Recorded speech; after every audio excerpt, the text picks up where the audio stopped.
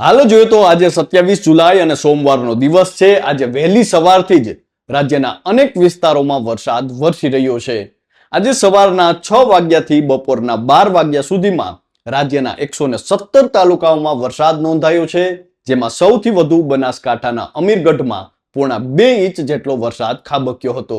ત્યારે હવામાન વિભાગે આજે નવી આગાહી કરતા જણાવ્યું છે કે આગામી 2 દિવસ બાદ રાજ્યમાં એક નવી સિસ્ટમ સક્રિય થવા જઈ રહી છે, જેના કારણે રાજ્યના આ વિસ્તારોમાં ભારેથી અતિ ભારે વરસાદની સંભાવના છે। આ ઉપરાંત હવામાન નિષ્ણાંત અંબાલાલભાઈ પટેલે પણ આગામી 2 દિવસ રાજ્યના અનેક વિસ્તારોમાં વરસાદની શક્યતાઓ વ્યક્ત કરી છે। નમસ્કાર, આપની સાથે હું છું કૃપાલસિંહ જાડેજા અને હવામાન નિષ્ણાંત અંબાલાલભાઈ પટેલે આગામી દિવસોમાં કયા વિસ્તારોમાં વરસાદની શક્યતાઓ વ્યક્ત કરી છે તે જાણીએ તે પહેલા હવામાન વિભાગની આગાહી વિશે વિગતે વાત કરીએ ગુજરાતી પર। આમ જોઈએ તો રાજ્યમાં સાયક્લોનિક સર્ક્યુલેશન સક્રિય થતા હવામાન વિભાગ દ્વારા આગામી 7 દિવસ માટે વરસાદની આગાહી વ્યક્ત કરવામાં આવી છે। હવામાન વિભાગના જણાવ્યા અનુસાર આ નવી સિસ્ટમ સક્રિય થવાના કારણે આગામી 1 અઠવાડિયા દરમિયાન રાજ્યના વિવિધ વિસ્તારોમાં સામાન્ય વરસાદી માહોલ જોવા મળી શકે છે। ખાસ કરીને દક્ષિણ ગુજરાત, ઉત્તર ગુજરાત તેમજ સૌરાષ્ટ્રના વિવિધ જિલ્લાઓમાં મેઘમહેર થવાની પ્રબળ સંભાવનાઓ હવામાન વિભાગ દ્વારા વ્યક્ત કરવામાં આવી છે। હવામાન વિભાગના જણાવ્યા અનુસાર રાજસ્થાનમાં લો પ્રેશર સિસ્ટમ બનવાના કારણે ગુજરાતમાં વરસાદી વાતાવરણ સર્જાયું છે। હવે આગામી અઠવાડિયામાં વધુ એક સિસ્ટમ સક્રિય થઈ રહી છે। બંગાળની ખાડીમાં વેલ માર્ક લો પ્રેશર બનવાની સંભાવના છે, જેની અસર 30 જુલાઈની આસપાસ ગુજરાતમાં જોવા મળી શકે છે।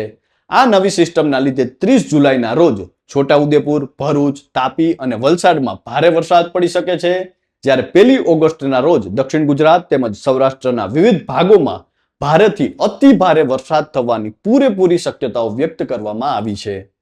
તો આ તો હતી હવામાન વિભાગની આગાહી। હવે હવામાન નિષ્ણાંત અંબાલાલભાઈ પટેલની આગાહી વિશે જો વાત કરીએ તો અંબાલાલ કાકાના જણાવ્યા અનુસાર આગામી 48 કલાકમાં ખાસ કરીને ઉત્તર ગુજરાત માટે ભારેથી અતિ ભારે સાબિત થઈ શકે છે, જેમાં ખાસ કરીને જોઈએ તો બનાસકાંઠા, સાબરકાંઠા અને અરવલ્લી જિલ્લામાં મેઘરાજા બઘડાટી બોલાવી શકે છે। આ વિસ્તારોમાં અતિ ભારે વરસાદ પડવાની વકી છે। આ સાથે જ પાટણ અને સાંતલપુર સહિતના વિસ્તારોમાં પણ ધોધમાર વરસાદ વરસી શકે છે। સતત અને ભારે વરસાદના કારણે આ વિસ્તારોમાં નીચાણવાળા ભાગોમાં પાણી ભરાવાની એટલે કે જળબંબાકારની સ્થિતિ પણ સર્જાઈ શકે છે। ઉત્તર ગુજરાત સિવાયના રાજ્યના અન્ય વિસ્તારોની જો વાત કરીએ તો તેને લઈ અંબાલાલ કાકાએ જણાવ્યું છે કે મધ્ય ગુજરાત અને સૌરાષ્ટ્રના વિસ્તારોમાં પણ ભારે વરસાદી ઝાપટા પડવાની શક્યતાઓ છે। દક્ષિણ ગુજરાત અને કચ્છમાં પણ સારો એવો વરસાદ વરસી શકે છે। બીજી બાજુ અમદાવાદના લોકો માટે પણ અંબાલાલ કાકાએ આગાહી કરતા જણાવ્યું છે કે શહેરમાં હજુ પણ વરસાદી ઝાપટા પડવાનો સિલસિલો યથાવત રહેશે। તો આ તો હતી હવામાન નિષ્ણાંત અંબાલાલભાઈ પટેલની આગાહી। મહત્વનું છે કે ગુજરાતમાં છેલ્લા 5 દિવસના સાર્વત્રિક વરસાદ બાદ જળ પરિસ્થિતિનું ચિત્ર સંપૂર્ણપણે બદલાઈ ગયું છે।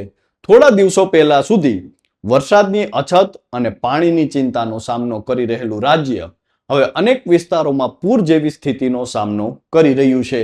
છેલ્લા 120 કલાકમાં રાજ્યના જળાશયોમાં 750 મિલિયન ક્યુબિક મીટરથી વધુ પાણીની આવક નોંધાઈ છે, જેના કારણે 14 ડેમ સંપૂર્ણપણે ભરાઈ ગયા છે।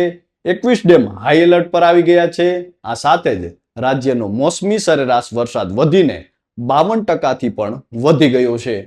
અત્યાર સુધી રાજ્યના 28 તાલુકાઓમાં 40 ઇંચથી વધુનો વરસાદ નોંધાયો છે, જ્યારે 19 તાલુકા એવા છે જ્યાં હજુ સુધી 5 ઇંચ જેટલો વરસાદ પણ નથી નોંધાયો। ગુજરાતમાં જિલ્લા પ્રમાણે જો વાત કરીએ તો ડાંગમાં સૌથી વધુ 88.7, જ્યારે તાલુકા પ્રમાણે વલસાડના કપરાડામાં સૌથી વધુ 111 ઇંચ વરસાદ પડ્યો છે। બીજી બાજુ દેવભૂમિ દ્વારકામાં સૌથી ઓછો 1.40 ઇંચ વરસાદ પડ્યો છે।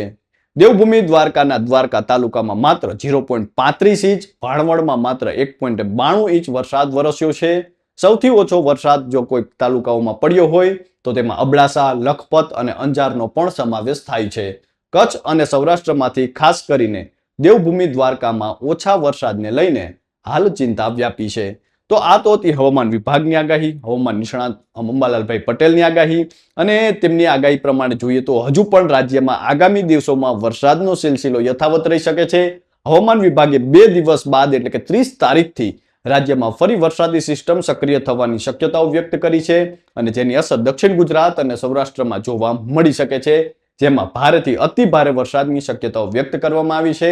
અને આગામી 2 દિવસમાં પણ અંબાલાલ કાકાએ રાજ્યના અનેક વિસ્તારમાં વરસાદની શક્યતાઓ વ્યક્ત કરી છે.